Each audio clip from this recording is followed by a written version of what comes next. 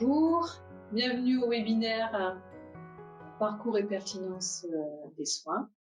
Donc, Florence et moi-même, nous allons l'animer et Monsieur Gilles nous rejoindra, mais avec un enregistrement en audio dans le cours de l'intervention. Bienvenue à la formation Parcours et pertinence des soins avec Dr Catherine Bourrin, Madame Florence Cassereau et avec la participation du professeur Gilles en entretien audio. On va vous proposer maintenant, comme déroulé du webinaire, 5 séquences. Une première séquence où nous allons aborder, sans vous en donner, une définition de la pertinence des soins.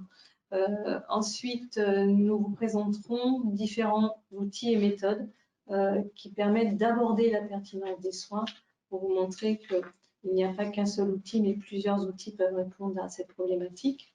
Nous vous donnerons des exemples issus de nos expériences avec nos adhérents en Nouvelle-Aquitaine et dans d'autres régions avec nos collègues d'autres SRA, membres de la FORA. Et j'en salue aujourd'hui ceux qui sont parmi nous aujourd'hui. Je les remercie. Ensuite, nous vous parlerons pour que ces projets fonctionnent, qu'ils soient intégrés dans une gestion de projet.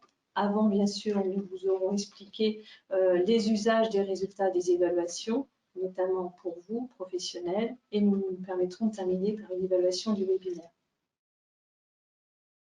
Alors, nous allons commencer tout de suite par un exercice, une première séquence, pour vous permettre de définir ensemble la notion de pertinence. Et là, nous allons vous proposer 2 questions. Donc, de nouveau, nous allons passer avec Bicast. Une première question qui va nous permettre de regarder la représentation de chacun sur la pertinence des soins et une autre d'aborder la notion de bénéficiaire principal de la pertinence des soins. Nous compléterons ces 2 séquences Bicast par des présentations de certains concepts et nous terminerons par une réflexion éthique de la pertinence des soins avec un entretien audio avec le professeur Gilles. Voici pour cette première séquence. Donc là, je vous propose de passer à Bicast. Juste soin, utilité, adapté, justesse, adéquation, efficience, adaptation, personnalité, le juste soin, l'adaptation, je pense que c'est adapté, adaptation, juste, évaluation, économie. Voilà pour votre représentation. Nous allons passer à la deuxième activité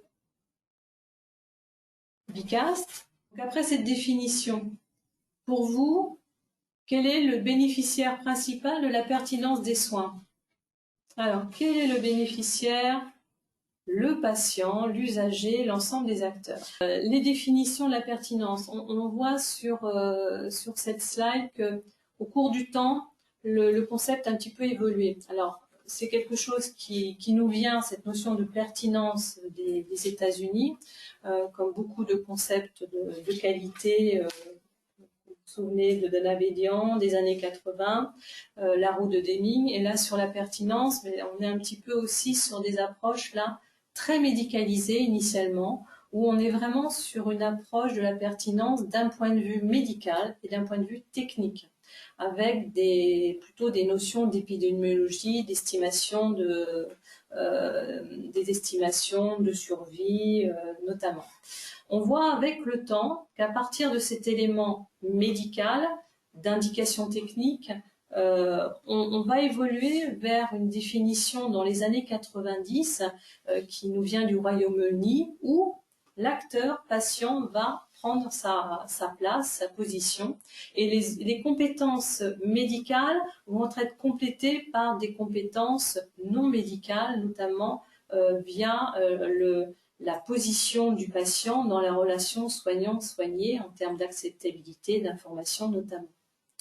Dans les années 90 aussi, en France, via l'assurance maladie, nous avons, vous vous en souvenez tous, la sécurité, les antibiotiques, c'est bien je me souviens plus, mince, aidez-moi. Mais c'est pas automatique. Voilà, les antibiotiques, c'est pas automatique. Donc on avait une approche de la pertinence plutôt axée sur la maîtrise médicalisée des dépenses de santé dans les années 90, 93 et toute l'évolution du système de santé, notamment de tarification et autres, qui a évolué depuis ces années 90. Actuellement, qu'est-ce qu'on peut dire ? À notre époque, mais c'est que dans les établissements, notamment avec l'impulsion de démarches comme la certification, là je parle de la V2 en 2005, les notions de pertinence ont commencé à apparaître sous l'angle de l'évaluation des pratiques professionnelles et progressivement, et on va le revoir, de cette évaluation, maintenant on voudrait quelque chose qui dépasse la mesure ponctuelle mais qui soit vraiment ancré dans le quotidien, dans la pérennité, et ce que l'HAS va dénommer maintenant la culture de l'évaluation de la pertinence. Alors bien sûr, là je vous parle au niveau national, mais au niveau régional, il y a aussi, c'est récent, depuis 2017, la mise en place de plans régionaux d'action, d'amélioration de la pertinence des soins et les instances qui permettent de planifier ces plans d'action. Aujourd'hui, le 8 octobre, vous parlez de la pertinence sans évoquer la V2020, nous aurions eu, je crois, beaucoup de questions. Qu'est-ce qu'on peut vous dire aujourd'hui de la pertinence sous l'angle de la certification? Et c'est l'introduction, comme je vous l'évoquais tout à l'heure, de cette notion de culture de l'évaluation de la pertinence et des résultats cliniques. Même si nous n'avons pas plus de définition pour le moment de l'HAS sur cette notion de culture de l'évaluation de la pertinence, qui est quand même un terme nouveau, on peut penser que derrière la notion de culture, il y a toute cette notion de maturité, d'engagement des équipes à analyser leurs pratiques pour améliorer la pertinence et le résultat des soins. Donc ça veut dire qu'on n'est plus, comme on va vous le montrer par la suite, simplement sur une connaissance des méthodologies et de l'application de méthodes d'évaluation de pratiques professionnelles, dont la pertinence des soins, mais bien sur un prolongement, c'est comment en tant que professionnel, j'intègre ces résultats d'évaluation de pratiques professionnelles dans mon quotidien, dans mes plans d'action, dans l'évolution des prises en charge. Et c'est cette intégration dans sa pratique qui pourrait former cette notion de culture de l'évaluation de la pertinence. En aparté, le mot culture, on va le retrouver dans les travaux que mènent les différents TCRA, membres de la FORAP, à travers la notion de culture sécurité des soins, mais aussi maintenant avec la nouvelle apparition du terme culture partenariale, notamment avec les usagers. Qu'est-ce qu'on peut vous dire aussi actuellement, à ce jour, le 8 octobre, sur cette V2020? Bien, on est tous, on constate tous, et on est tous dans ce constat que l'impact, la crise sanitaire a bien sûr eu des retentissements sur la démarche, le calendrier de la certification et la publication des outils. Donc nous sommes tous en attente, comme vous, des prochains outils, que ce soit le manuel et le calendrier des visites. Et par contre, si on reprend le référentiel que nous avons tous lu l'année dernière en relecture, il y avait un chapitre notamment consacré à l'équipe de soins où il y avait déjà des objectifs et des critères consacrés à la pertinence, avec des critères standards, certains impératifs qui étaient en lien avec la notion de décision, de prise en charge, d'orientation par le SAMI, d'admission et de séjour en SSR, de prescription d'une HAD, de mesures de restriction de liberté, de prescription d'antibiotiques, de transfusion de produits sanguins. Donc déjà dans la connaissance de ce manuel que nous avons eu en mai 2019, nous avions déjà cette vision de la pertinence sous ces différents champs qu'on va retrouver après. Les méthodes qui nous ont été présentées déjà depuis un an vont reposer sur une évaluation interne, c'est-à-dire une auto-évaluation de l'établissement avec les méthodologies qu'il souhaitera mettre en place dans la continuité de celles déjà engagées, et une évaluation externe réalisée par les experts visiteurs qui vont s'appuyer sur différentes méthodologies d'investigation de terrain qui prendront en compte donc, différentes méthodes que sont des traceurs, des audits d'observation et des audits de système. Toute cette démarche de certification sera pilotée par un système d'information qui se nomme Calista, que l'HAS aussi nous fera découvrir prochainement.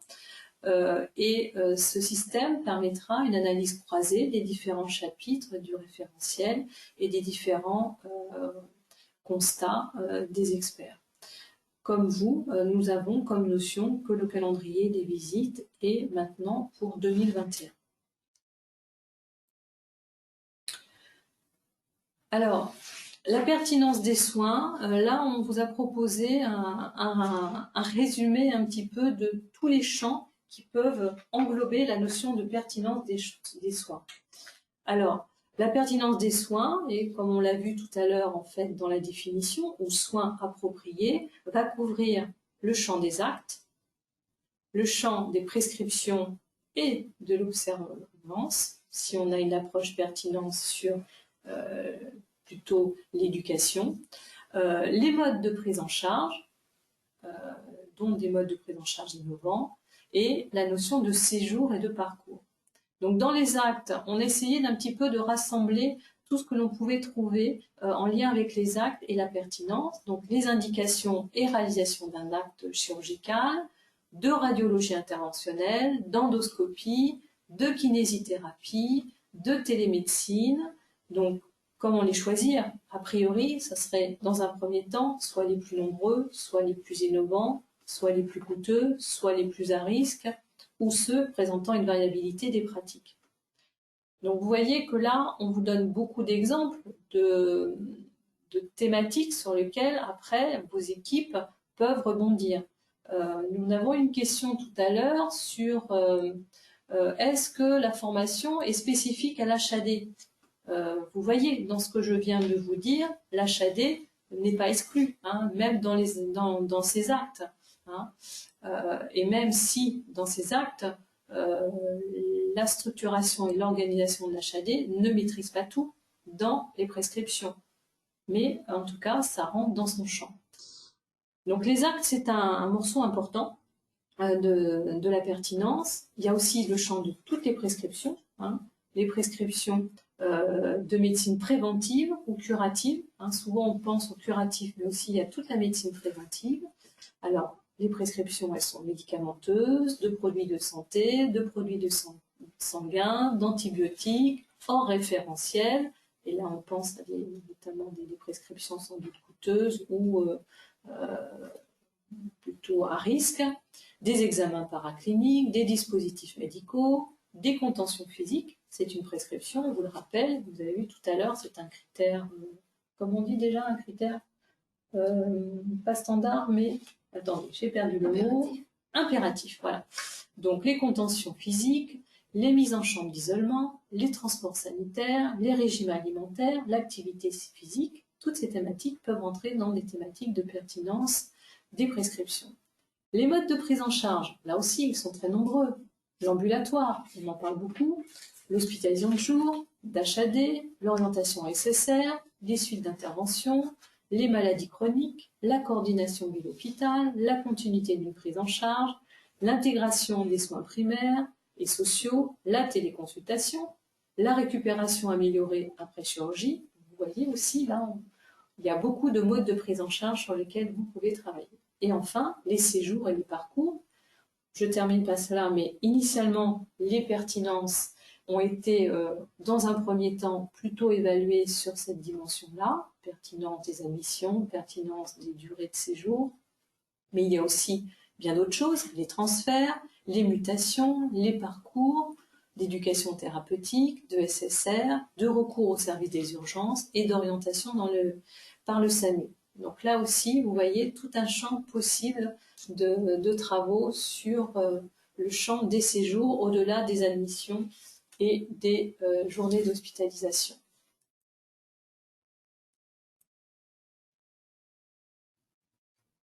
Alors, ce qui nous permet de presque terminer sur cette partie introductive, c'est quoi la pertinence? Et moi, j'ai fait un petit peu le tour des documents. Je trouve que c'est pas une définition, mais c'est bien rechercher dans la pertinence, c'est obtenir des soins qui devraient être faits et qui ont été bien faits et dans les meilleures conditions. Donc vous retrouvez ces règles, la bonne intervention de santé pour le bon patient, au bon moment, au bon endroit. Ça veut dire que dans tout cela, il y a du ni trop, ni mal, ni trop peu. On n'est pas que dans le gaspillage et dans la surconsommation quand on fait de la pertinence. Loin de là. Il y a aussi le ni trop, les interventions, donc en effet inutiles ou excessives, mais le ni mal, les mauvaises indications, et puis surtout le ni trop peu, les absences d'intervention qui sont bien sûr à prendre en compte aussi dans la pertinence. Donc là, retenez que lorsque l'on fait de la pertinence, l'objectif n'est pas uniquement de travailler sur de la surconsommation, de la surproduction ou du surusage. Loin de là, vous avez aussi les mésusages, mais aussi les sous-usages, et je pense que on va avoir aussi peut-être prochainement, et puis la période actuelle nous montre que les difficultés de recours en soins vont aussi peut-être nous conduire à faire beaucoup de pertinence sur l'absence d'intervention.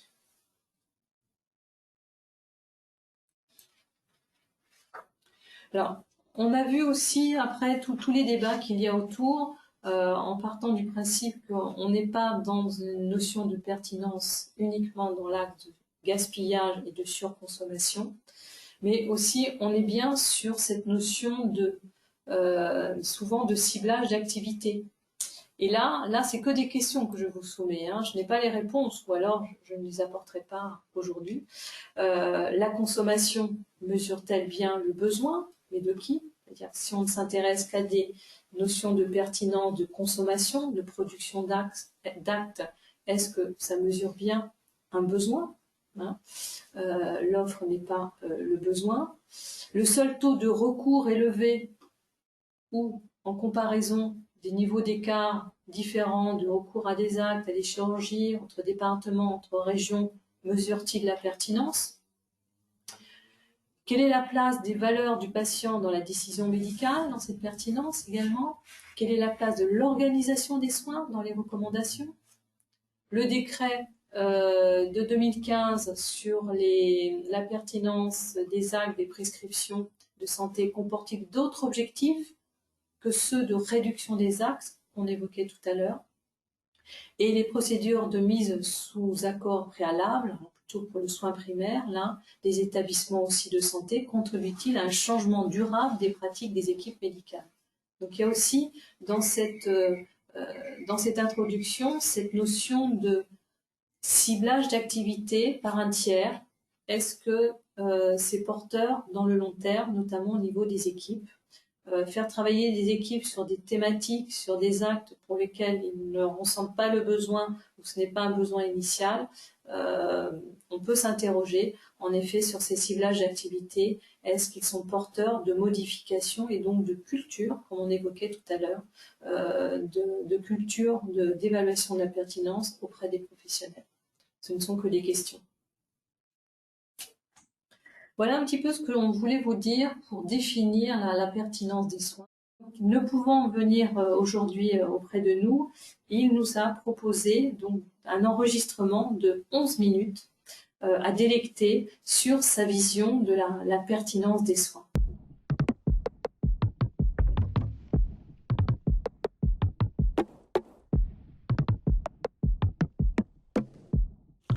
En quoi la pertinence des soins devrait être débattue?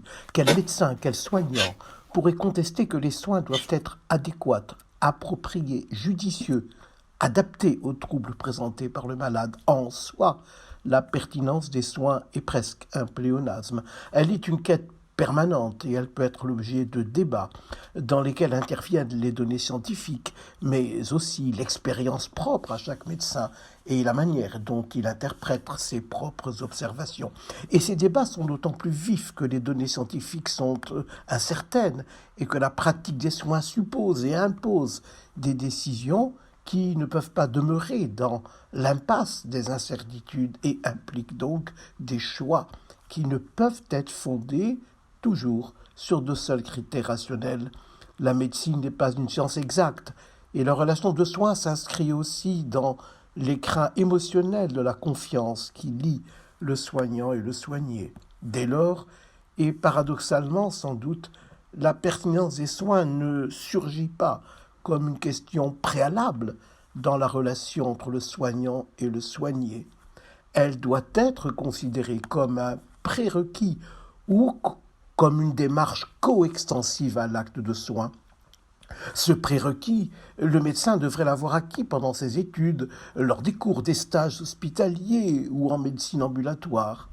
Il y a ajouté peu à peu sa propre expérience, un zeste de formation continue, appelé aujourd'hui développement professionnel, le tout saupoudré de ses propres convictions liées à sa pratique. Difficile d'échapper ainsi à la dimension personnelle, incarnée de l'acte de soin. Un médecin qui a cru à une céphalée psychogène qu'il n'a pas explorée par l'imagerie et qui se révèle 6 mois plus tard comme symptomatique d'une tumeur cérébrale pourra ensuite préférer explorer toutes céphalées de peur de revivre cette expérience culpabilisante.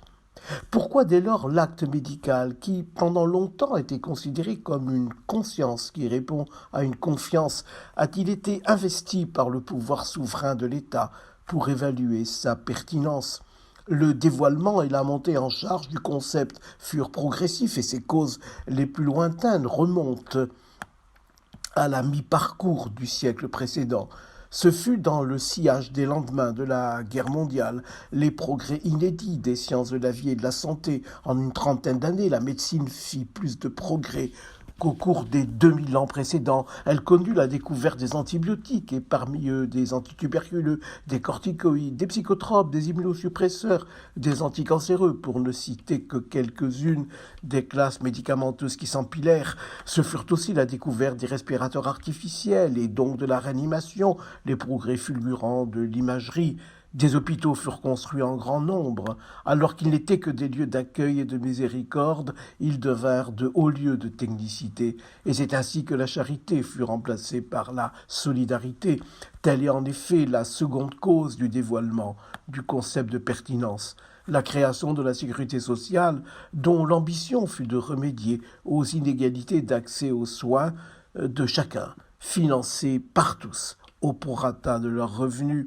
Dès les années 1980 aux États-Unis, où le système de santé plus inégalitaire était néanmoins financé par des cotisations auprès de compagnies d'assurance privées, surgit l'idée que les soins devaient être appropriés, justifiés, argumentés, adaptés aux bénéfices escomptés.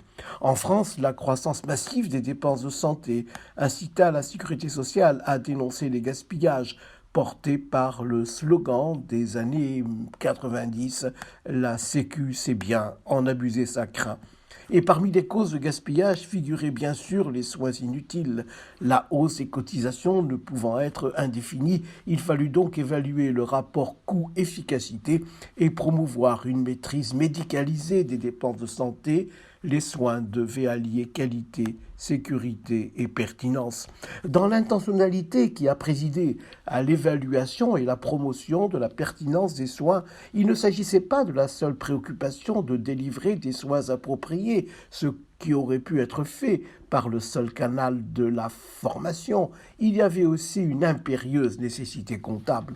Mais l'enjeu éthique fut de ne pas procéder à un rationnement des soins, en somme une maîtrise comptable, mais de faire en sorte que la recherche du moindre coût fût asservie à la rationalisation des soins permettant à coût constant de délivrer des soins à un plus grand nombre, et ainsi de soigner aussi bien en dépensant moins ou de soigner mieux en dépensant autant. Sur un plan éthique, cette dimension financière de la pertinence n'est pas sans risque si elle est portée par le seul objectif de la réduction des coûts. Elle devient incontournable si le but poursuivi est porté aussi par le souci de préserver un système de soins solidaire, donc conforme au bien commun.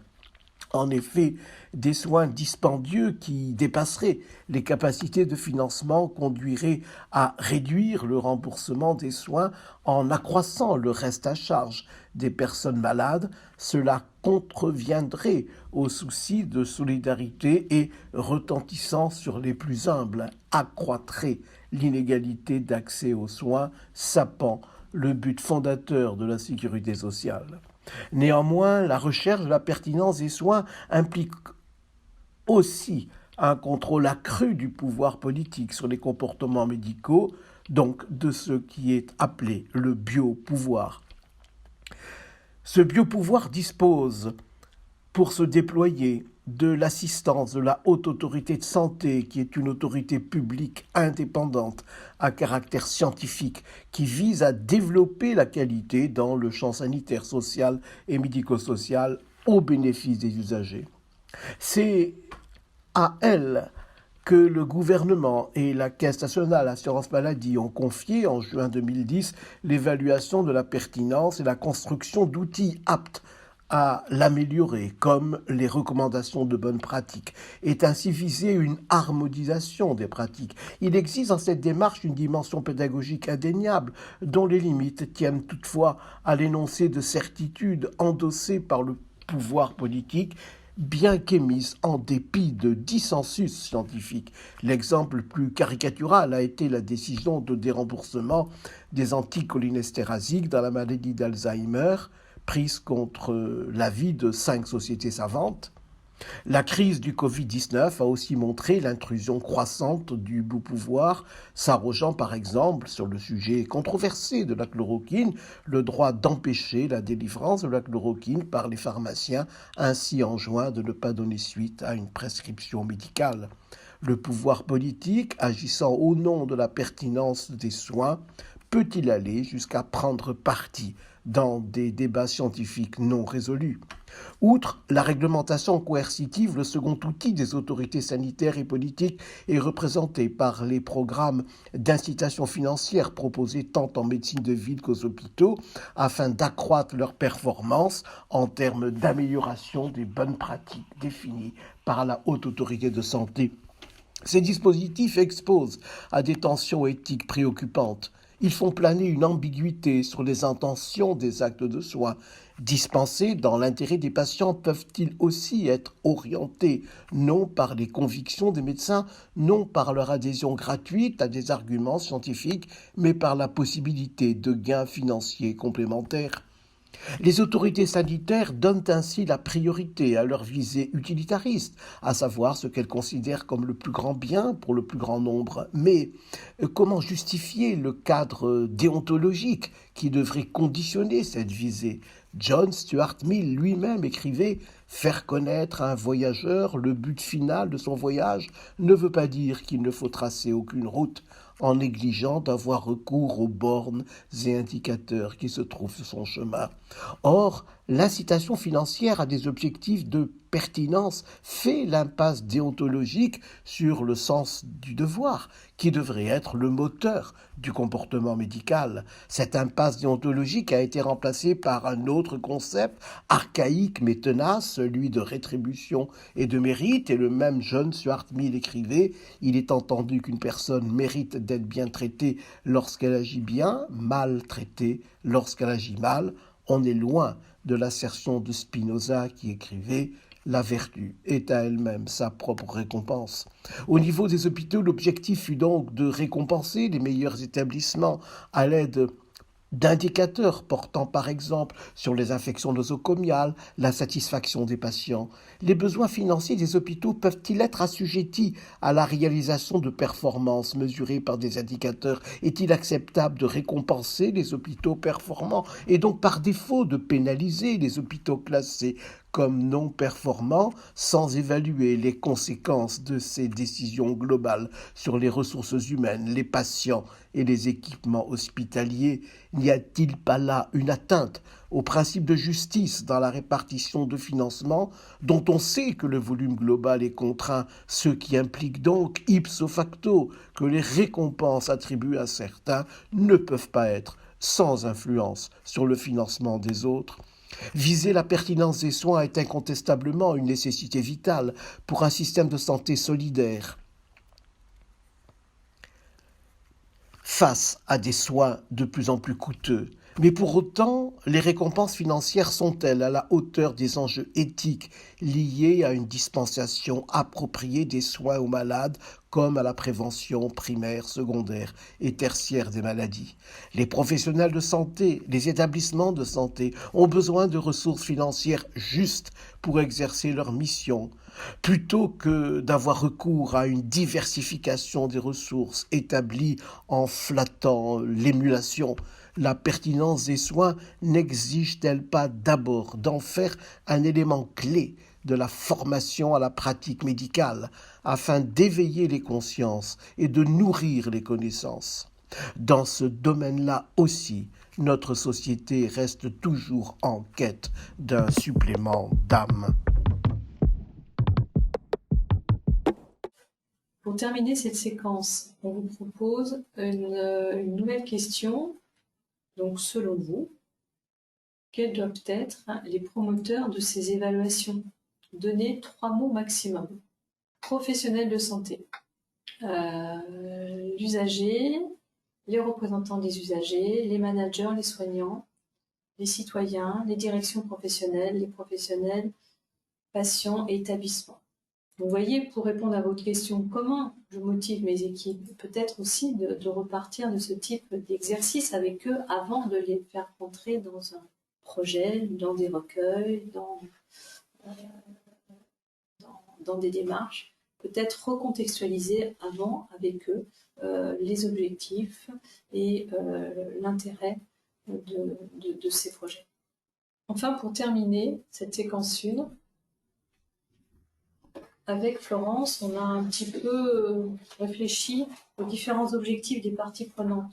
En effet, les parties prenantes dans le monde de la santé sont nombreuses. Alors, on a fait un petit peu ce distinguo entre les usagers, les professionnels, l'établissement, leur gouvernance et les autorités sanitaires. Voilà un petit peu ce que l'on pourrait résumer. Les objectifs, bien sûr, vont être différents en fonction des parties prenantes. Le patient, l'usager, le résident, avant tout, c'est le respect de ses droits, de ses besoins spécifiques, de ses attentes, de ses préférences et ceux de l'entourage pour le meilleur résultat des soins. Pour les professionnels, alors il y a certes éviter les soins inadéquats avec des risques potentiels pour les patients, c'est quand on est dans une démarche en effet d'améliorer la qualité et la sécurité. Ça peut être aussi, comme on l'a au tout début, je pense, historiquement présenté, notamment dans le PP, comme une harmonisation des pratiques et toute la dimension pédagogique. Mais c'est surtout, et M. Gilles nous l'a rappelé fortement à l'instant, une conscience qui répond à une confiance. Et de plus en plus, on voit dans certains projets, dans certains recueils, que la recherche de la confiance dans le recueil est recherchée. Là, on ne va pas développer, mais il y a certaines équipes, notamment sur les patients traceurs, dans les grilles patients traceurs, qui développent cette notion de confiance du patient vis-à-vis de l'équipe. Et ça, je pense qu'on ne peut pas le dissocier aussi de cette notion de pertinence. Alors, pour les établissements et les gouvernances, c'est bien sûr la pertinence, une meilleure insertion dans leur territoire, en termes d'organisation, de coordination, de recours, d'intention, de l'offre. Et M. Gilles nous l'a rappelé aussi, il y a aussi beaucoup d'enjeux d'offres sur un territoire, en termes de pertinence et de choix, et non pas forcément de besoins de la population uniquement. Et l'engagement auprès des équipes aussi, bien sûr. Tout à l'heure, de nouveau, vous nous interrogez sur comment entraîner les équipes, mais aussi le rôle des établissements, de la gouvernance, des directions qualité. C'est bien aussi d'engager les équipes dans ces démarches, mais également les équipes, certes, mais aussi les patients, les représentants d'usagers, les associations dans l'amélioration de la qualité et sécurité des soins. Donc ça aussi, ce sont des projets que de plus en plus vous allez mener, notamment pour engager avec vous, à vos côtés, les patients et les représentants d'usagers. Et puis bien sûr, pour les autorités sanitaires, c'est bien sûr, pour regarder notre système de santé français, une bonne utilisation des moyens et de la maîtrise comptable, certes, il le faut également, c'est préserver notre système de soins et puis justement de développer cette maturité des acteurs dans le champ de la qualité et de la sécurité des soins, c'est-à-dire une intégration totale de ces démarches dans leur pratique quotidienne. Il y a une question, comment fait-on avec des équipes en sous-effectif? Je dirais même fatiguées en ce moment, parce que je travaille dans un établissement de santé et c'est ce qu'on constate, je pense, pour la plupart d'entre nous. Je dirais, si on leur dit, voilà, on va faire un travail sur la pertinence des soins, comme disait Catherine tout à l'heure, je ne pense pas que ce soit le moment. Par contre, c'est trouver quels outils et quelles méthodes on peut faire les plus simples possibles pour travailler sur certaines questions de pertinence dans le contexte actuel. Donc, on va justement pouvoir y réfléchir ensemble dans la séquence qui va suivre sur les outils et méthodes, et on pourra échanger justement sur cette question dans le contexte actuel aussi de sous-effectifs, en effet, pour de nombreuses équipes. Donc la question 4 va être lancée sur les outils et les méthodes.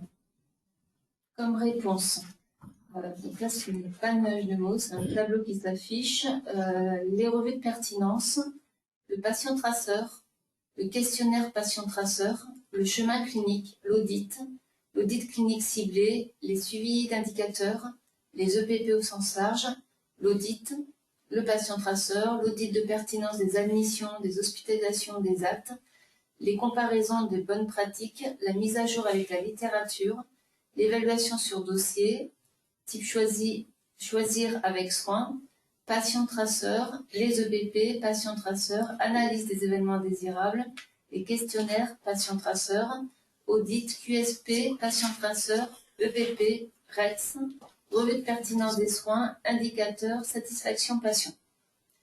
Donc voilà vos réponses, et donc on va passer à la prochaine diapo.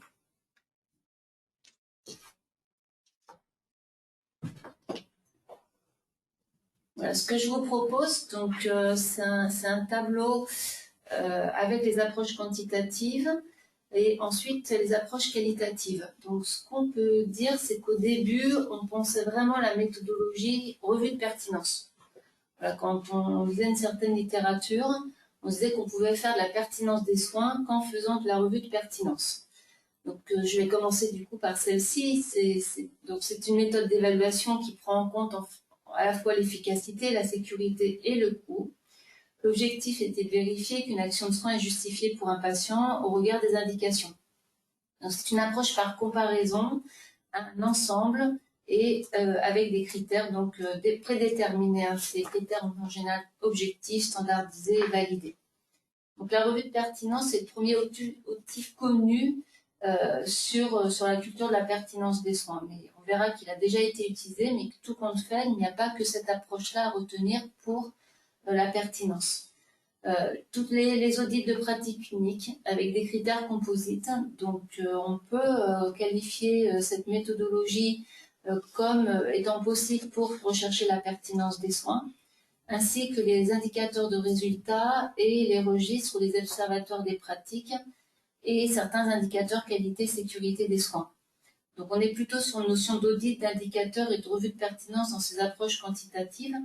L'objectif étant de recueillir des données, de les traiter, donc on va traiter des bases de données, on va vérifier la conformité, donc mesurer ces conformités, mais aussi donc, ces écarts par rapport au référentiel retenu, par rapport à des valeurs attendues, comparer, donc là on est sur des comparaisons aussi bien spatiales que temporaires, le lien aussi avec la notification dans le contrat pluriannuel d'objectifs et de moyens, donc suivant les résultats qu'on aura obtenus, et cette notification donc ou non de ressources, les intéressements aussi qu'on peut donner dans les pôles, notamment les pôles cliniques, pour avoir mis en place donc, des audits et avoir eu des résultats d'audit ou des résultats d'indicateurs qui paraissent être liés à l'intéressement.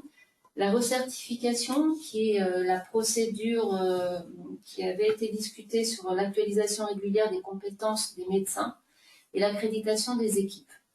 Donc on s'est posé la question avec Catherine si on n'était que sur des approches quantitatives, et on se pense qu'aujourd'hui, il faut penser aussi la pertinence des soins sur des approches plus qualitatives, Et dans les approches plus qualitatives, la méthodologie qu'on appelait avant Staff EPP, qu'on appelle aujourd'hui groupe d'analyse de pratique, semble complètement adaptée pour rechercher la pertinence des soins. Cette méthodologie, je dirais, moi, elle est assez simple pour l'avoir pratiquée plusieurs fois dans mon établissement.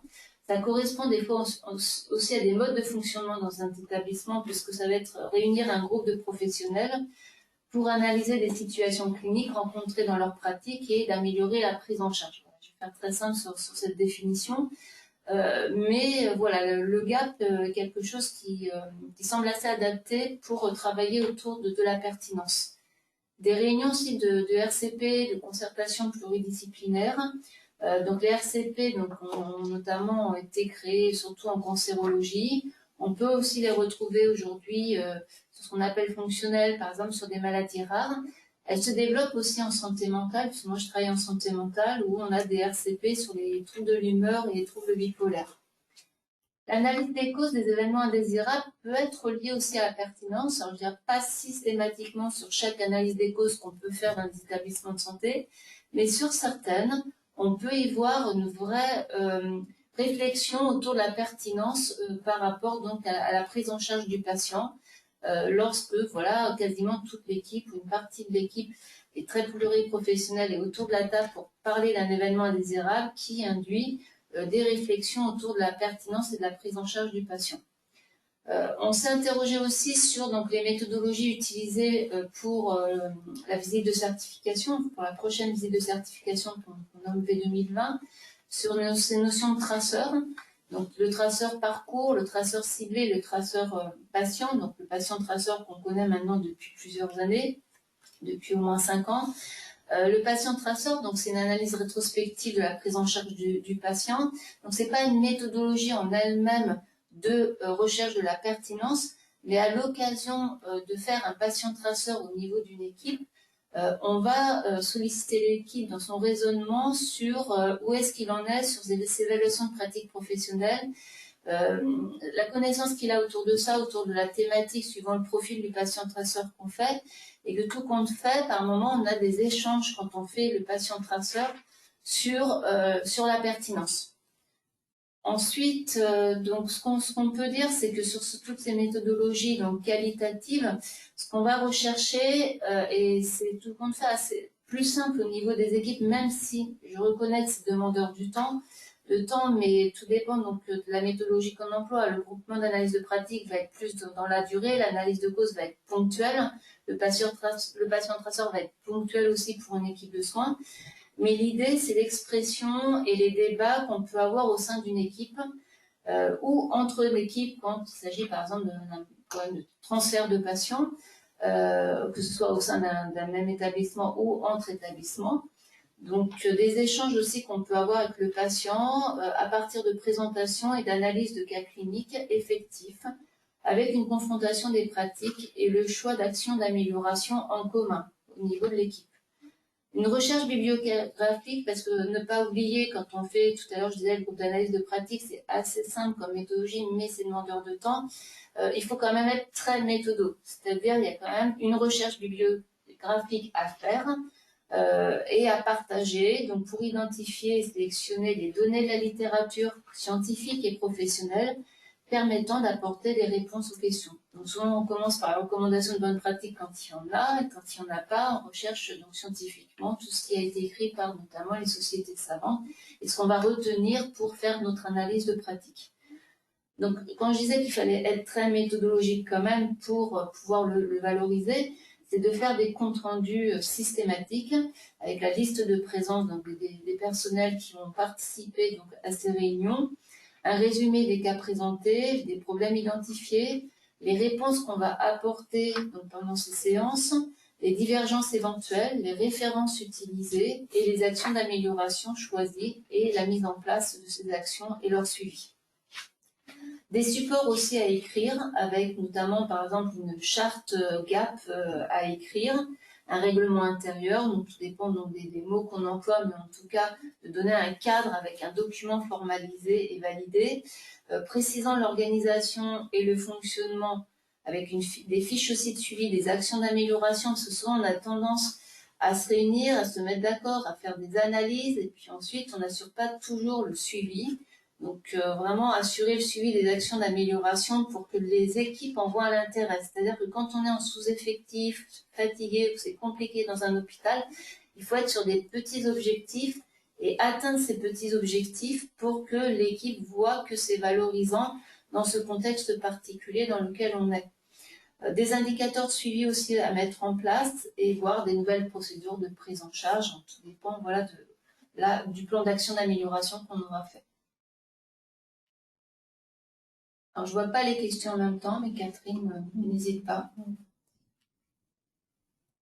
plus la main pour le dire comment. Cliquez sur le...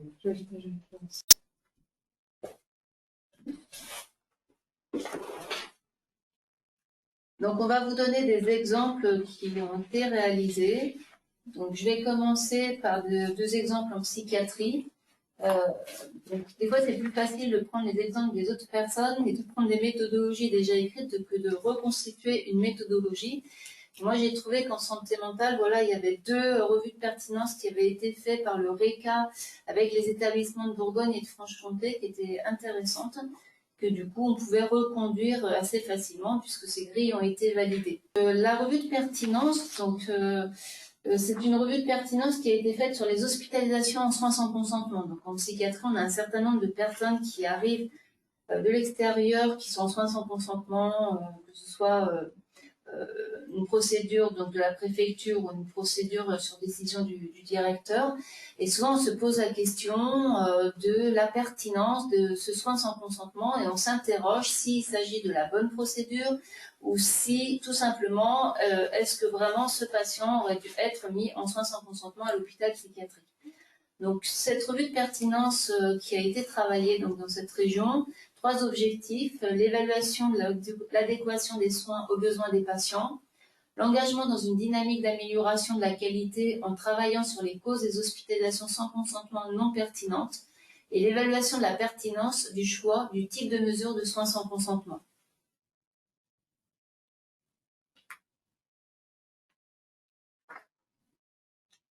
Je peux toujours pas... Merci. Donc, cette région a travaillé avec plusieurs hôpitaux psychiatriques qui recevaient des personnes en soins sans consentement et a travaillé autour d'une grille de critères spécifiques. Donc, la question, c'est l'admission en soins sans consentement est-elle pertinente au vu des recommandations et critères définis par le groupe de travail? Donc, l'objectif était très clair. Le recueil, l'outil en lui-même était assez simple puisque c'était une grille à remplir dans le cas d'un recueil prospectif, après entretien clinique avec le patient et si besoin sur la base d'éléments du dossier du patient. Donc un certain nombre de critères étaient remplis en regardant dans le dossier donc par l'équipe qui devait remplir ces grilles.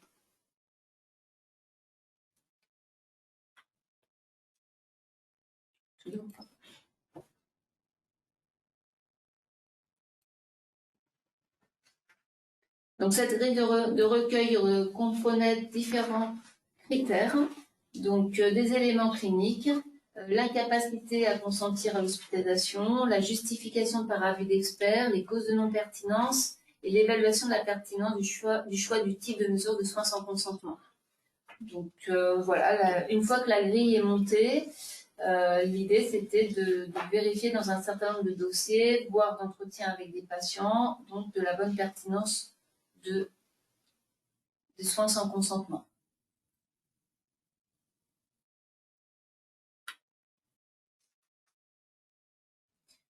Donc, il fallait 2 critères. Un critère sur l'indication d'hospitalisation et un critère sur l'incapacité à consentir. Ces 2 critères-là étaient présents. L'admission en soins sans consentement était considérée comme pertinente. Alors, il y avait donc un petit truc en plus, si je peux dire, c'est que si aucun critère donc, de pertinence était retenu, il y avait quand même une possibilité de demander à un binôme qui donnait un avis d'expert. C'était un binôme médical et soignant, soit de l'équipe, soit une autre équipe en fonction du cas. Mais si c'était un binôme d'une autre équipe de soins, il demandait quand même un entretien avec le médecin référent du patient pour échanger avec lui et pour en convenir ou pas si le soin sans consentement était pertinent ou pas.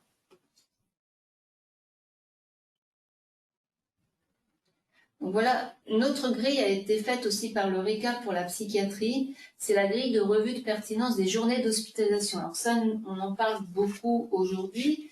Moi, j'ai une difficulté, voilà, dans mon établissement, j'ai voulu la mettre en place et d'emblée, les médecins m'ont dit oui, mais c'est pour diminuer les lits, on ne le fera pas. Donc, en effet, il faut trouver le bon contexte pour pouvoir faire une évaluation. Je pense qu'aujourd'hui, mon contexte est plus favorable pour faire une évaluation sur les soins sans consentement parce que lors des analyses de cause, on s'est aperçu qu'il y avait des personnes en soins sans consentement qui n'auraient peut-être pas dû être en soins sans consentement ou en tout cas pas dans cette procédure-là.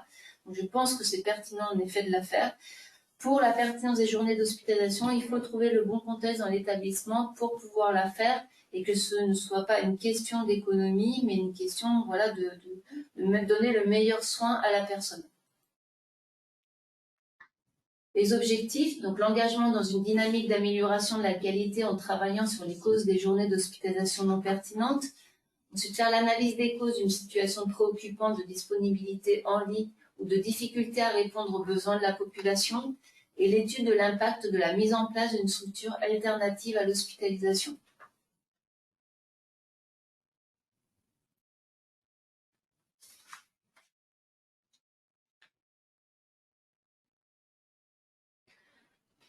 Donc, l'évaluation du processus dans le cadre de cette revue de pertinence était aussi basée sur une grille de critères spécifiques, comprenant des critères sur la sévérité de l'état clinique et la nécessité de la délivrance des soins, donc aussi bien des soins médicaux qu'infirmiers, et permettant de porter un jugement sur le caractère justifié ou non d'une hospitalisation.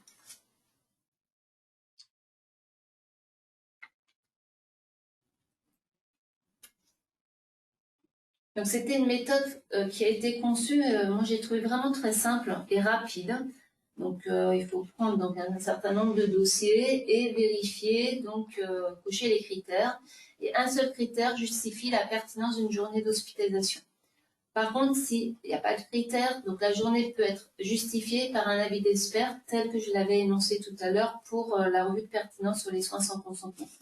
Donc voilà deux méthodes qui peuvent être utilisées donc, dans les établissements psychiatriques pour analyser donc, les journées d'hospitalisation d'une part et les soins sans consentement d'autre part.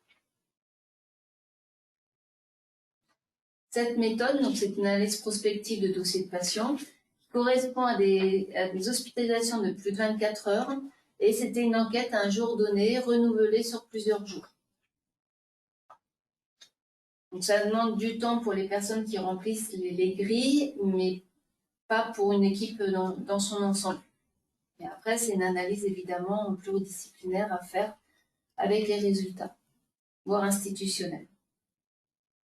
Donc, je vais donner la parole à Catherine pour continuer sur des exemples. Alors, je vais vous continuer les exemples. Donc là, vous voyez, on a commencé là, par les revues, hein, les grands classiques que vous connaissez et que l'on peut toujours bien sûr faire, hein, des hospitalisations, des séjours, certaines conditions de prise en charge. Il en est de même sur des revues de pertinence par rapport à la réalisation d'actes. Donc là, c'est par exemple l'acte des césariennes programmées. Donc c'est un exemple d'évaluation qui a été conduite alors en 2014 et qui a été conduite avec le réseau Périnat Aquitaine. Là, l'objectif, ce n'est pas de vous présenter des résultats, mais de vous indiquer que dans une grille de revue de pertinence, on doit le faire avec des promoteurs, donc par rapport à la thématique, s'appuyer sur les réseaux experts par rapport à ce champ, et puis aussi de s'appuyer sur les recommandations du moment et de permettre après de définir aussi ce que c'est qu'une césarienne programmée. Donc là, vous voyez qu'il y avait une notion de semaines d'aménorrhée indiquée et puis de critères d'indication retenus. Je ne vous présenterai pas les résultats, mais la grille pour vous montrer objectivement ce que ça donne. Donc là, c'est bon, c'est parfait. Bon. Vous voyez que sur cette grille,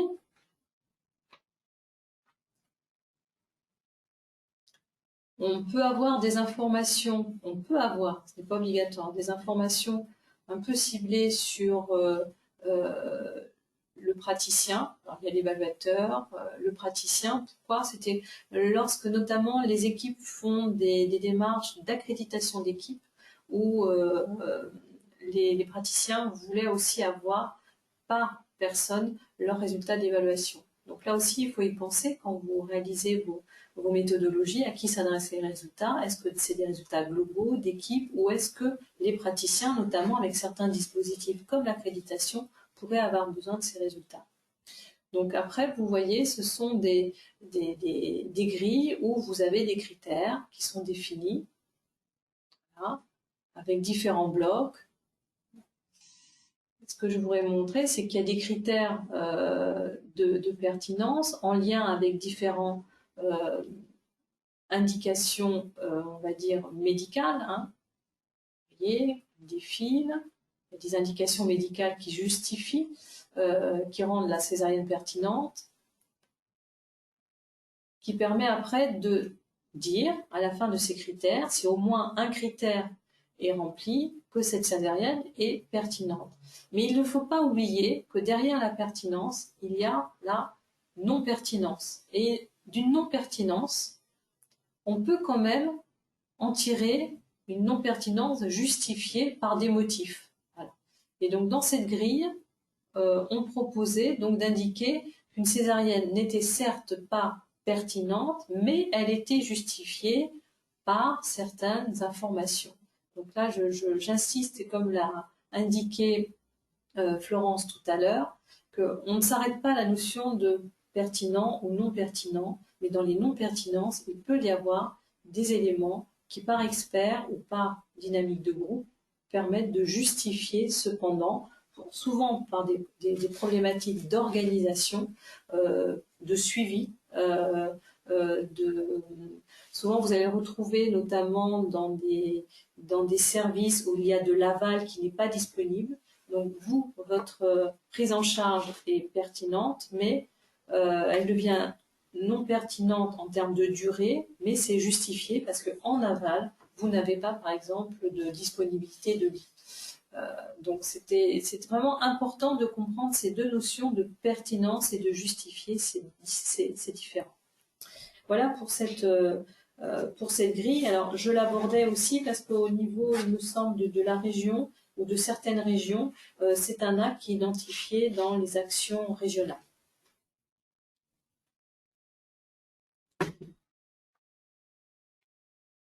Alors un autre exemple est celui plus récent que nous avons mené avec un autre partenaire, le CEPIAS, donc le risque infectieux, qui portait sur l'antibioprophylaxie en chirurgie et médecine interventionnelle. Donc vous voyez, il y a une sélection d'actes qui ont été retenus. Pourquoi ces actes-là? Parce qu'ils avaient une certaine fréquence et des complications potentiellement importantes. Mais surtout, c'est qu'il y avait des recommandations qui avaient été validées par leur société savante. Donc d'un point de vue méthodologique, les critères que l'on posait de réalisation, de choix d'antibiotiques, de délai, de réinjection, n'étaient pas remis en cause par les professionnels eux-mêmes. Donc on avait conduit cette évaluation dans 33 établissements sur près de un peu plus de 2400 dossiers. Donc là aussi, quand vous nous évoquez comment on peut mobiliser les équipes, quand on s'intègre dans un projet qui est peut-être plus grand que son service, à l'échelle de l'établissement, à l'échelle d'un groupement ou à l'échelle d'une région, ça peut aussi peut-être mobiliser les équipes. Donc là, c'était juste pour indication. Tout à l'heure, Florence vous indiquait qu'on peut utiliser les audits avec la notion de critères cumulés. C'est quoi un critère cumulé? C'est que là, pour avoir une antibioprophylaxie en lien avec les recommandations, il ne suffit pas d'avoir le premier indicateur, le second et le cinquième, mais de façon cumulée, il faut avoir bien sûr une antibioprophylaxie, mais avec la bonne molécule, avec le bon délai d'injection, avec la bonne dose, avec une réinjection si nécessaire en fonction de la durée d'intervention et pendant la bonne durée. Et vous doutez bien, lorsqu'on cumule tous ces indicateurs, eh bien, on est pas toujours près des 100%. Et là, vous avez par actes chirurgicaux la variabilité que l'on a pu donc calculer en taux de conformité globale qui va en fonction des chirurgies bariatriques à 3% jusqu'à 48% pour la chirurgie des stènes, de pose de stènes. Donc, vous voyez ce que l'on peut identifier comme ce que l'on peut mesurer. Alors, on ne s'est pas arrêté là. Si je vous parle de cette expérience, c'est que là, en fait, vous avez un audit de pratique avec un indicateur cumulatif. Mais derrière, ce que l'on a proposé aux établissements, c'était de reprendre des dossiers sur lesquels il y avait un indicateur global ou un indicateur spécifique très éloigné des attendus par rapport aux recommandations. C'est-à-dire qu'on leur a demandé d'analyser de façon approfondie les écarts à leur pratique. Et c'est quoi un écart par rapport à une pratique? Et c'est là, on rejoint un petit peu votre question sur la gestion des risques. Eh bien, on n'est pas loin d'un événement porteur de risque. Hein. L'antibiothérapie n'a pas été réalisée. Alors, on a de la chance. Au final, il n'y a pas de risque infectieux. Le délai n'a pas été respecté, mais au final, l'événement indésirable, qui pourrait à ce moment-là être le risque infectieux, ne se réalisait pas. Donc, on est vraiment dans des méthodologies d'analyse des risques avec l'analyse approfondie. Alors là, c'est une représentation qui est intéressante, globale, où on a compilé les 26 dossiers analysés par 12 établissements. Il ne s'agit pas on demandait, je crois, à chaque équipe de retenir un ou deux dossiers. Hein. Ce n'est pas de faire du nombre, mais c'est d'analyser et de rechercher, donc comme dans toute analyse approfondie, les risques, les causes immédiates, les causes profondes et les causes éloignées. Donc vous voyez au centre de cette représentation l'écart de la pratique qui était l'absence d'antibiotiques ou un délai d'injection d'antibiothérapie erroné ou une molécule non conforme ou une dose antibiotique inadaptée. Et donc l'équipe s'est posé des questions et a recherché donc les causes immédiates, profondes et bien éloignées. Et donc pour chacune de ces causes, vous avez les 7 catégories. Alors ces 7 catégories, vous les retrouvez, hein, c'est les catégories du modèle alarme dans les RMM, hein, il n'y a rien de nouveau. Donc vous voyez, vous appliquez des méthodologies alarme en les couplant à des audits de pratique. Donc ce qui est intéressant, bien sûr, c'est de ne pas se limiter, vous le savez bien, aux causes immédiates, mais d'aller en profondeur. Et c'est sur ces causes profondes, plus éloignées, contributives à la réalisation de cet écart, sur lesquelles il faut travailler. Et donc vous avez en encadré les mesures correctrices que les établissements, par exemple, avaient identifiées. Donc on est quand même dans cette thématique-là, on n'est pas sur du calpillage, on est bien sur la perte de chance.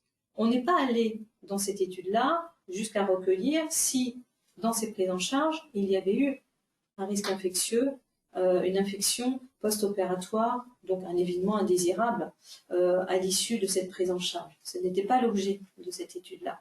Mais vous voyez bien que là, on est sur des sous-consommations, des pertes de chance.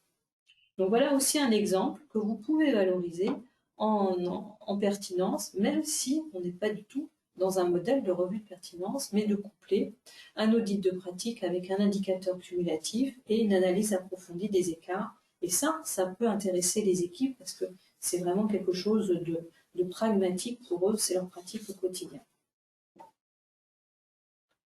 Un autre exemple.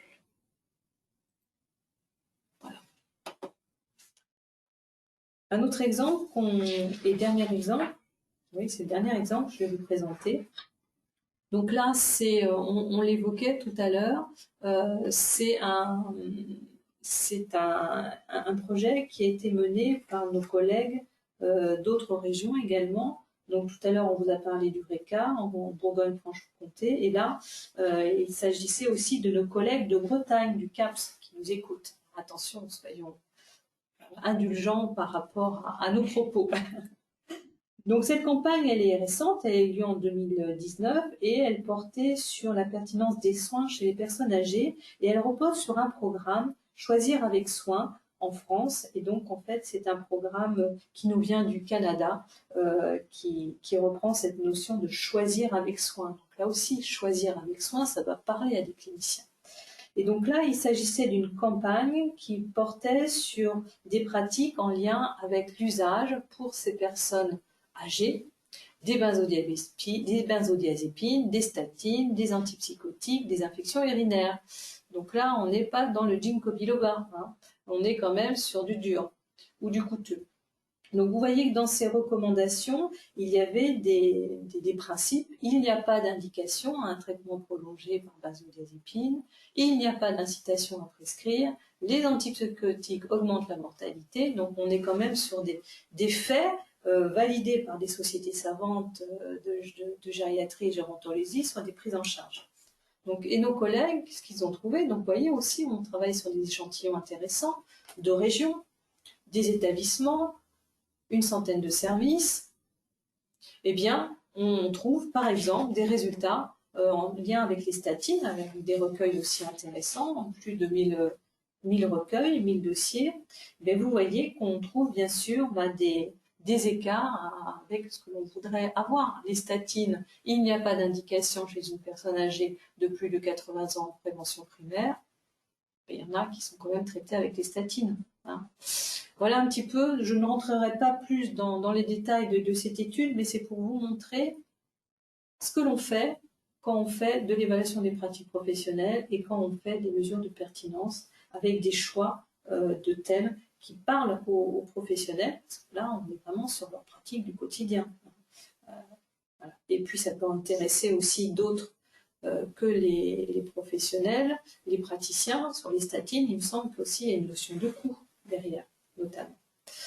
Donc voilà un petit peu sur les exemples que l'on voulait vous présenter aujourd'hui. On n'est pas exhaustif, c'est pas l'objet, mais c'était pour vous donner envie, vous redonner envie de vous replonger dans ces méthodes et dans ces projets.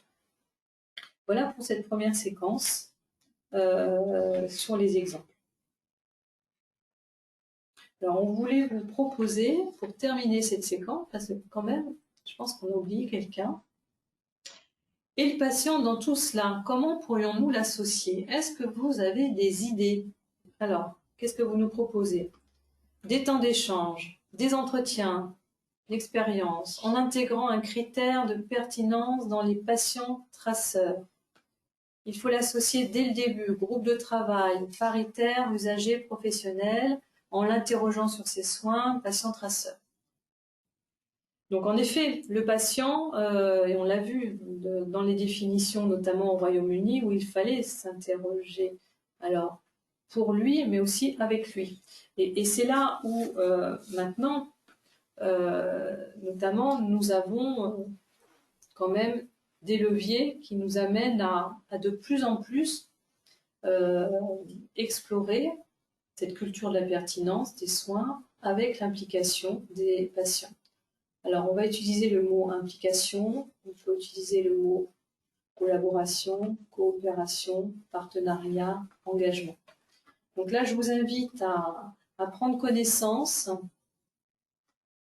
pas maintenant, hein, mais en tout cas, nous vous avons indiqué la référence. Je ne sais pas si vous avez pris déjà connaissance, mais l'HAS vient de sortir une recommandation sur soutenir et engager l'engagement des usagers dans les secteurs social, médico-social et sanitaire. Donc, cette recommandation est très intéressante. Elle aborde cet engagement de la gouvernance de l'établissement jusqu'à la mise en œuvre de vos évaluations.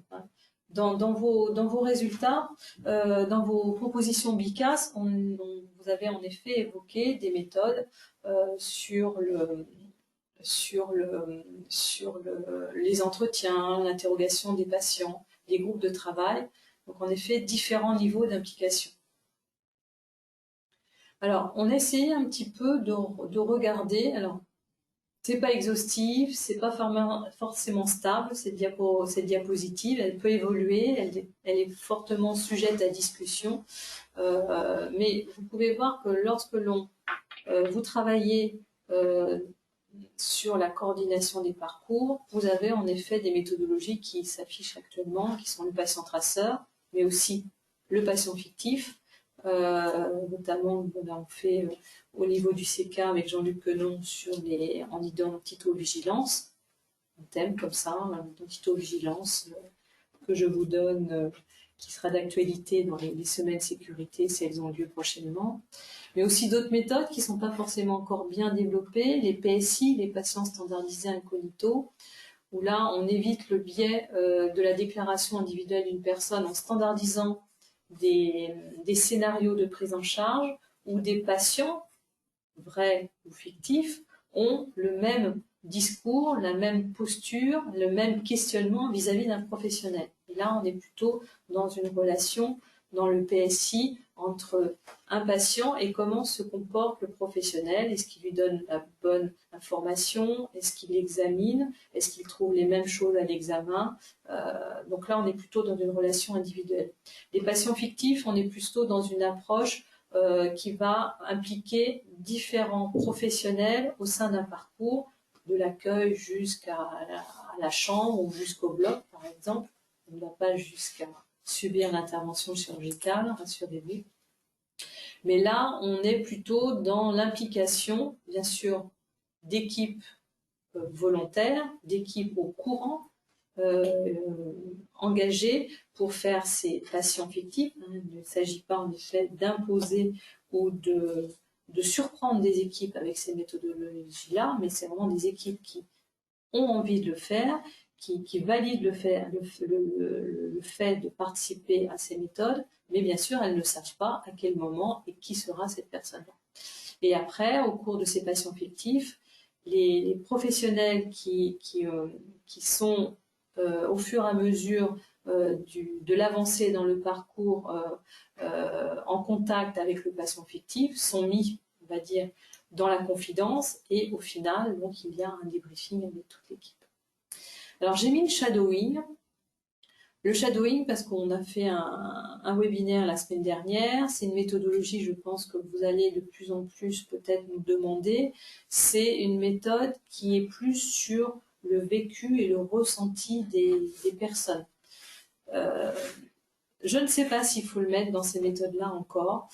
Ce n'est pas pour nos équipes, nos collègues du CEPRAL à Lyon qui l'ont développé, ce n'est pas une méthode d'évaluation des pratiques professionnelles. On en a discuté entre nous, notamment avec d'autres SRA. Pourquoi? Parce que dans le shadowing, dans toutes les EPP, on part quand même d'un cadre de référence qui sont les recours ou des critères. Dans le shadowing, on part de la page blanche, c'est-à-dire qu'on doit sortir du cadre, ne pas avoir nos tiroirs de professionnels en suivant un patient, parce que le shadowing, en fait, c'est que vous suivez l'ombre d'un patient, donc un patient en effet aussi consentant, vous allez le suivre sur un segment de sa prise en charge et l'observer, le regarder, l'écouter et noter. Et pour faire cela, il faut sortir de son cadre de professionnel. Il ne faut pas se dire, tiens, là, il faut que je regarde si l'identito-vigilance est respectée. Là, si la prise du médicament est bonne. Là, si le professionnel lui parle bien. Non, on parle de rien. Et on regarde le patient. Et peut-être que lui a certaines réactions que nous, on aurait eues, mais que lui n'a pas, et inversement. Donc c'est pour ça que pour le shadowing, c'est une méthode que je mets parce que vous allez en entendre parler de plus en plus, mais je ne sais pas si on est dans le champ de la pertinence, mais plutôt sur l'expérience du patient et de son vécu. Dans la prise de décision partagée, il y a des équipes qui vont participer de façon active au RCP, aux réunions de concertation pluridisciplinaires. C'est discuté, c'est remis en cause par certaines équipes. Mais dans certaines prises en charge, le patient peut être impliqué et est impliqué dans ces RCP, ces réunions de concertation pluridisciplinaire, qui, vous savez, historiquement ont été mises en place en cancéro, mais comme vous l'avez dit tout à l'heure, Florence, sont aussi reprises par d'autres équipes, notamment en santé mentale, mais aussi dans les maladies rares. Ensuite, il y a le récit de patient dans l'analyse des EIG. Ça aussi, l'analyse des événements indésirables graves, on a une approche d'analyse approfondie des causes, comme on vous l'a un petit peu présenté rapidement dans l'audit croisé sur l'antibiothérapie. De plus en plus, des équipes s'intéressent au récit du patient. Récit du patient, annonce d'un dommage, on voit bien qu'il y a des passerelles à faire. Donc là aussi, c'est dans certaines régions, et avec Jean-Luc, on l'espère aussi en Nouvelle-Aquitaine, pouvoir promouvoir les récits de patients dans l'analyse des événements indésirables graves. Dans la formation délivrée, alors vous avez des programmes, notamment en Suisse, le Speak Up, où ce sont des programmes et des questionnaires ou des autoquestionnaires ou des aides pour le patient pour mieux s'impliquer dans leur entretien, dans leur consultation avec les professionnels, pour que le silence ne devienne pas dangereux. Ne pas poser de questions au bon moment à la bonne personne peut devenir dangereux si on ne comprend pas bien son traitement ou si on n'a pas bien compris. Donc ça aussi, c'est des programmes qui existent. Et puis dans la gestion de son traitement, bien en effet, il y a aussi des audits qui peuvent être mis en place, qu'on appelle des audits croisés, où on va recueillir la pratique du professionnel, mais aussi ce qu'on pense, ce qu'on a en termes d'avis, mais aussi de constat du patient. Alors pour la douleur, ça marche très bien, en complément d'indicateurs QSS. Les indicateurs obligatoires qualité, sécurité des soins ne sont que du recueil sur dossier. Pourquoi pas compléter ce recueil, qui est maintenant un attendu, avec un recueil auprès du patient. La privation des libertés, on l'a évoqué tout à l'heure, sur les contentions ou même sur certains prises en charge. Donc vous voyez, il y a plein de possibilités pour construire ce type de projet. Alors, pas pour le patient, mais avec les patients ou leurs représentants, bien sûr, dès la construction. Voilà. Donc ça veut dire que dans vos thèmes de pertinence et de PP, est-ce que vous avez pensé à interroger vos représentations dans vos établissements? Là, je parle des CVS pour le médico-social ou des CDU pour le sanitaire. Ils ont aussi leur place dans ce choix des EPP, ou en tout cas recueillir leur avis. Voilà un petit peu pour terminer sur cette séquence des outils. Alors, on a plusieurs questions. Déjà, tout à l'heure, dans les outils, lorsqu'on a fait le Bicast, que certaines personnes mettaient l'enquête de satisfaction. Je ne suis pas persuadée, moi, que je mettrais l'enquête de satisfaction dans les outils, mais tout est évolutif. Il y a plein de choses dont je n'étais pas persuadée il y a quelques années, dont je suis persuadée aujourd'hui. Par contre, c'est l'entretien avec le patient qui me semble vraiment nécessaire en tant que méthodologie combinée à d'autres méthodologies pour évaluer la pertinence. Et ce qu'on appelle aujourd'hui l'expérience patient et qu'on a pu faire sur certaines thématiques comme sur la douleur. Certains établissements l'ont fait sur le vécu des mesures contentives. Donc c'est les entretiens avec les patients sont vraiment importants et du coup je vais faire le lien avec une question sur le patient traceur par rapport à l'entretien qu'on fait avec le patient. L'entretien qu'on fait avec le patient, c'est pareil par rapport à la grille patient traceur. Moi j'ai tendance plutôt à dire que faut l'apprendre. Il faut poser évidemment toutes les questions, enfin toutes les thématiques, mais parfois il faut savoir avoir un peu de souplesse par rapport à la grille et suivant l'échange qu'on a avec le patient ou l'échange qu'on a avec l'équipe, pouvoir sortir parfois de la grille et avoir d'autres échanges. C'est ce qu'on peut faire aussi sur l'entretien patient-traceur. On a une question sur l'entretien, est-ce que ça doit être un médecin qui pose des questions aux patients traceurs?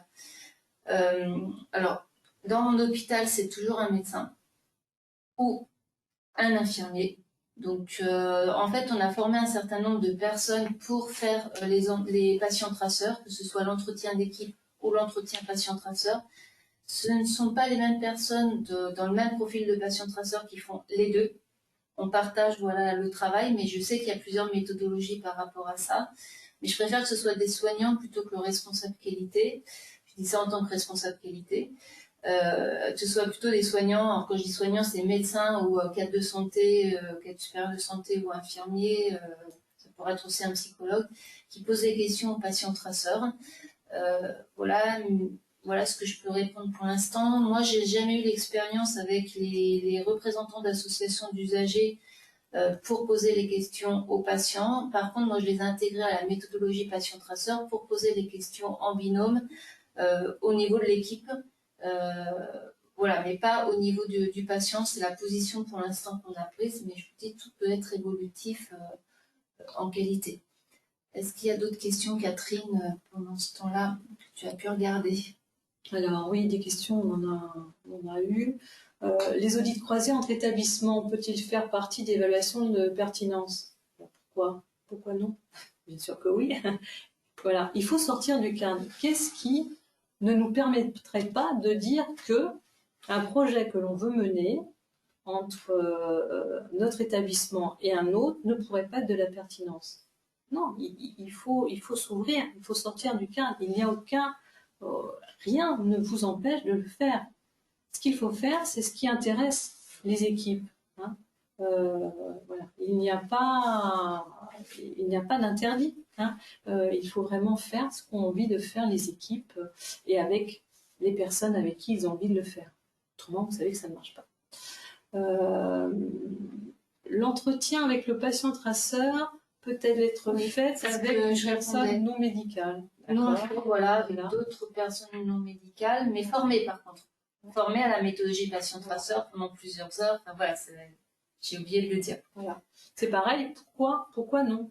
Alors pourquoi non? Dans le cadre de la visite de certification, ce n'est pas possible parce que là, il y a un contexte réglementaire, même un positionnement, je crois, historique de l'ordre des médecins qui n'a pas voulu, mais qu'est-ce qui vous empêche, si le patient est d'accord, l'équipe est d'accord, de le faire? Voilà. Il ne faut pas se donner d'interdit. Hein. Du moment que la personne et l'équipe sont consentantes, ont envie de le faire, il faut foncer. Comment mobiliser les usagers et pourquoi? Mobiliser les usagers, j'espère qu'on vous a un petit peu convaincus. Comment les usagers qui sont autour de nous, hein, qui sont autour de nous, il y a les instances, certes, hein, mais il y a aussi les patients avec qui vous êtes en relation. Quand on parle de méthodologie patient-traceur ou d'autres, puis on leur demande s'ils ont envie de coopérer avec vous pour améliorer vos pratiques. Et en général, ils sont enchantés. Hein. Les expériences que l'on voit, ou quand des équipes sollicitent des patients pour les faire avancer, pour modifier leur organisation, les patients sont enchantés. Hein. Mais il faut leur demander bien sûr leur avis, leur expliquer pourquoi vous le faites, et puis surtout avoir un retour après auprès d'eux pour leur expliquer concrètement comment leur vécu, leur expérience a permis d'améliorer les pratiques. Donc là, c'est pareil. Les patients, vous les avez tous les jours avec vous. Il faut les entendre, mais surtout, il faut les écouter. Et pourquoi? Oui, alors là, je réponds comment mobiliser les usagers, mais aussi pourquoi. On voit qu'il y a un gap entre la perception du professionnel, qui ne peut jamais se mettre dans la peau en tant que professionnel d'un patient. Hein, parce qu'on a toujours notre référence, notre cadre de référence qui est médical, qui est soignant. Et donc, c'est toujours riche. C'est toujours riche. Il y a certaines disciplines, certains évoquaient l'éducation thérapeutique. Ceux qui font l'éducation thérapeutique, pas de l'information, hein, ou de la prescription, ou de l'observance de médicaments. Ceux qui font l'éducation thérapeutique, ces professionnels-là, ils ont changé leur regard sur leur pratique. Maintenant, ce n'est plus eux qui sont les prémices de la prise en charge, mais bien le patient. Parce qu'on sait très bien que si un patient, on ne l'écoute pas, on ne l'entend pas, on sait qu'après la prise en charge pourrait être incomplète. On va passer à la séquence suivante. Examen des usages des résultats des évaluations. Une question, selon vous, quelles sont les opportunités et menaces à mettre en place ces évaluations? Vous pouvez donner des exemples, vous pouvez évoquer des situations en lien avec la gestion de la crise sanitaire, puisqu'on se pose la question, bien entendu, par rapport à la gestion de la Covid, sur la pertinence de certaines hospitalisations, de certains actes. Donc on a comme réponse prioriser les actes, la problématique du manque de temps, qui est une vraie menace, la certification, je ne sais pas si c'est une menace ou une opportunité, plus présent. Avoir du temps, changer les pratiques, développer la confiance avec les cliniciens, donner du sens, améliorer les pratiques, réorganisation du système, diminuer les risques, un manque de temps, une meilleure connaissance de la prise en charge proposée. Comme menace, on a la difficulté de les accepter, la peur d'être contrôlé ou jugé, l'état d'esprit des équipes en lien avec le contexte sanitaire actuel, crise Covid, parler en français, ébranler des idées reçues, réorganisation des services, l'amélioration, la prise de conscience, la remise en cause des pratiques, les échanges et la perte de temps. Donc, on voit bien à travers vos réponses que ça reste quand même très compliqué dans le contexte actuel de procéder à ces évaluations-là.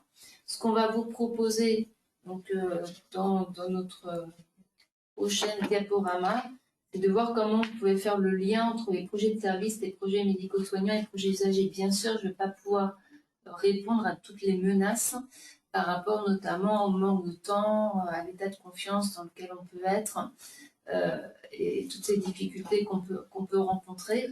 Mais en tout cas, l'idée, c'est de voir comment on peut construire nos projets de service, nos projets médico-soignants et nos projets usagers à l'heure actuelle, à partir donc de cette orientation.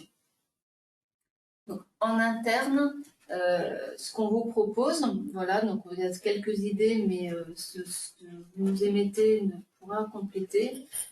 C'est de travailler donc avec les usagers. Aujourd'hui, c'est l'incontournable. La coopération en santé. On a bien vu qu'avec la crise sanitaire, la coopération, la démocratie sanitaire, c'était très compliqué. Ça a été un peu mis à mal, je dirais, dans certaines structures. Je travaille avec les structures médico-sociales aussi, ça a été très compliqué. Mais pour réussir le travail sur les parcours et la pertinence des soins, on ne peut pas les travailler sans les usagers. Moi, dans mon hôpital, on travaille sur la structuration des filières avec un conseil des usagers, avec des patients et des représentants d'associations pour réaliser ce projet d'établissement. Favoriser la construction des parcours, favoriser donc les différentes collaborations, donc la notion de confiance donc, a été reprise, quelqu'un l'avait proposé, les échanges, la responsabilisation et l'appropriation, accompagner le développement de l'ambulatoire, analyser la pertinence des actes et des pratiques, analyser l'intégration des séjours et des passages, veiller au suivi des séjours et des prises en charge et renforcer la pertinence des prescriptions. En externe, ce qu'on vous propose, donc, c'est de favoriser les collaborations, la confiance. Donc en externe, c'est assez global. On travaille aujourd'hui plutôt dans des groupements, donc travailler ensemble. Donc il faut vraiment qu'il y ait un climat de confiance pour pouvoir continuer à travailler sur ces collaborations. Échanger régulièrement, une responsabilisation, une appropriation aussi au niveau du réseau ville-hôpital. Donc, argumenter des constats, donc quand les constats sont faits, il faut savoir les expliquer, les défendre aussi, répondre aussi à des injonctions extérieures. Donc, on a cette obligation-là aussi. Valoriser les pratiques dans les dispositifs d'évaluation externe qu'on peut avoir donc dans le médico-social et bien entendu dans le cadre de la certification pour les établissements sanitaires. Donc, on va prendre la séquence 4 sur la gestion de projet. Alors, un prérequis, c'est le travail en équipe pour des évaluations de pratiques professionnelles collectives. Je me souviens quand on a commencé les EPP, parfois dans certains établissements, il y avait des EPP médicales et des EPP infirmières. On est vraiment sur une EPP collective. Même si la V 2020 parle de médicalisation, c'est le sens large du terme, c'est pas l'EPP médical, mais c'est évidemment aussi la participation active et l'association des médecins dans ces EPP collectives. Un choix consensuel du thème par les professionnels et équipes de soins, c'est ce qu'on disait tout à l'heure, les freins, par exemple au niveau médical, c'est que s'ils n'ont pas envie de le faire, ils ne le font pas. Donc il faut qu'il y ait une envie, et ce qui est intéressant aujourd'hui dans la structuration des filières, c'est qu'on peut associer la structuration d'une filière à la thématique sur laquelle on va travailler sur l'évaluation de pratiques professionnelles. Par exemple, sur la filière dictologie, on va travailler avec les professionnels de la dictologie et voir quelles évaluations de pratiques professionnelles on peut faire pour travailler aussi sur les questions de pertinence.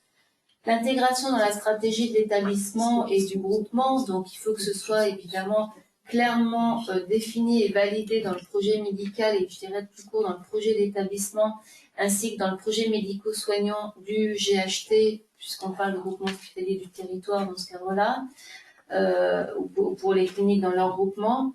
Le pilotage du projet en lien avec l'équipe qualité. Alors l'équipe qualité, elle ne sait pas tout, mais elle apporte de la méthode. C'est surtout là son rôle, il me semble, quand il y a un travail qui est en cours, qui pourrait ressembler à un groupe d'analyse de pratique, rattraper un petit peu en disant on pourrait le valoriser en EPP, vous êtes exactement en train de faire ce travail d'analyse de pratique, vous y êtes.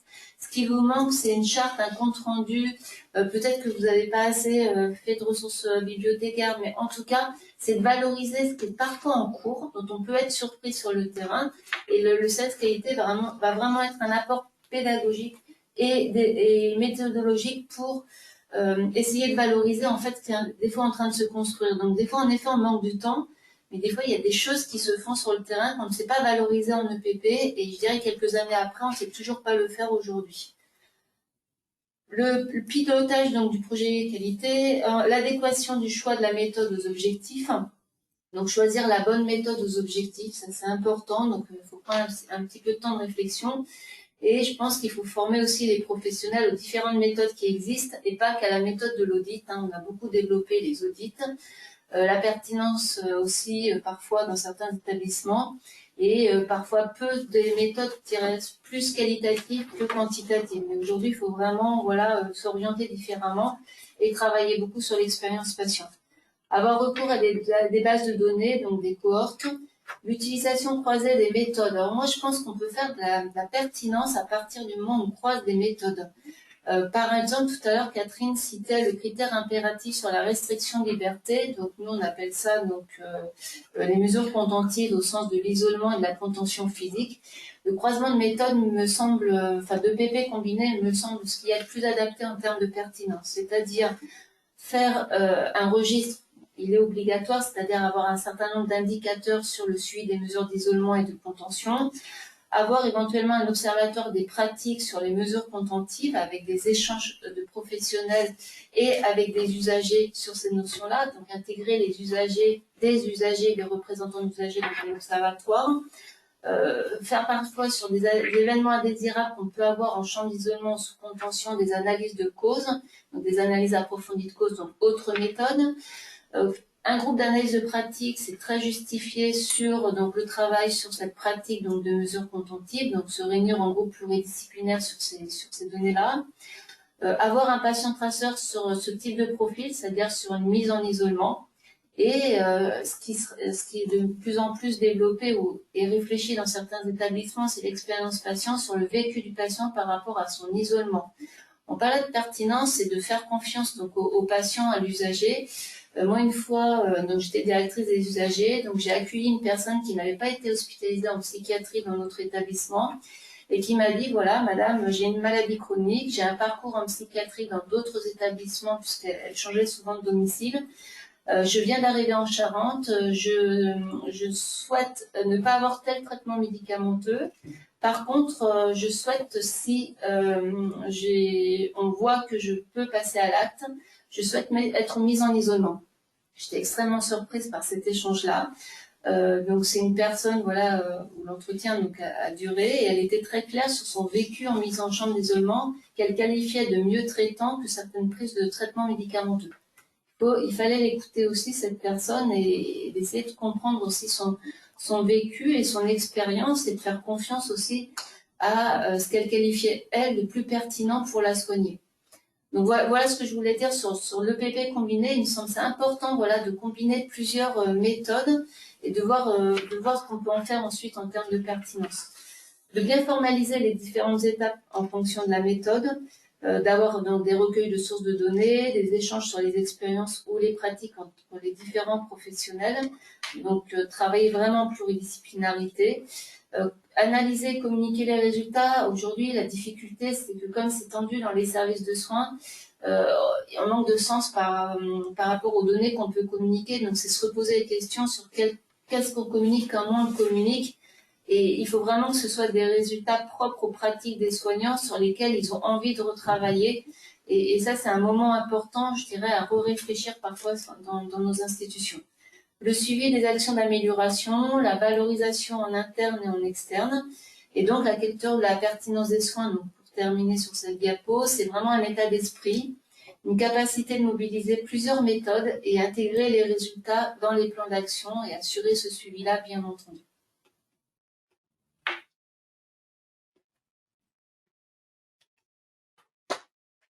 Alors, une grille qui peut guider votre action au programme EPP, je ne sais pas si tout le monde la connaît, donc je vais pas la lire, mais c'est une grille de la Haute Autorité de Santé qui permet donc de guider l'action au programme EPP. Donc, on va mettre le choix du thème, a-t-il associé les acteurs concernés, donc le périmètre du projet d'évaluation, les objectifs d'amélioration s'ils ont été arrêtés, la méthode d'évaluation a-t-elle été choisie pour réaliser l'analyse de l'existant. Parfois, il faut savoir changer de méthode aussi. Des références professionnelles ont-elles été retenues? L'analyse a-t-elle conduit à des résultats? Une analyse sur les raisons des écarts a-t-elle été menée? L'analyse des causes a-t-elle conduit à des actions d'amélioration? Des modalités sont-elles prises pour mettre en œuvre les actions d'amélioration? Et des modalités sont-elles prévues afin d'assurer le suivi de l'action? Alors, c'est une grille ancienne, hein, ça Oui. date des V2 peut-être. Oui, voilà. Donc, vous voyez, par Elle est exemple, pas sur le raison. choix de la thème a-t-il associé des acteurs concernés, on n'avait pas encore l'usager. Maintenant, on peut rajouter direction instance professionnelle usager. Voilà. Donc, elle évolue, mais globalement, je pense que ça peut être aidant pour vous, pour les équipes, de voir si cet EPP a de l'avenir dans votre établissement, tient la route. Voilà. Avant, je pensais que la pertinence des soins, le juste soin, était l'efficience, le juste soin, était des méthodes d'EPP. Maintenant, participatif est toujours une méthode d'EPP et l'amélioration de la prise en charge des patients, juste soin, le bon patient, le bon moment, l'efficience. Et demain, de nouveaux projets, des revues de pertinence en lien avec les prescriptions, valoriser ce qui est déjà fait, car on a déjà pas mal d'éléments, tout à fait. Et faire un travail de reformulation pour une meilleure appropriation de nos collègues. Ouais. L'objectif, c'est l'analyse des pratiques et des organisations pour une meilleure prise de soin. Je reviens sur ce que c'est dit. Ouais. Alors, je pense que l'usager doit vraiment être au cœur aussi de notre réflexion sur cette pertinence et leur faire confiance pour qu'ils nous disent aussi ce qu'ils pensent de la pertinence des soins. J'aurais rajouté ça sur « et demain » ou peut-être maintenant. C'est dès maintenant, en fait, qu'il faut le faire. Mais c'est vrai que bon, quand on m'a demandé de co-animer, quand Catherine m'a demandé, j'étais sur des méthodes quantitatives. J'avais du mal à m'en extraire pour valoriser aussi les méthodes qualitatives et l'expérience patient. Bonne fin de journée. Florence, toi aussi. Merci. À bientôt. Bonne journée Allez, à tous. au revoir.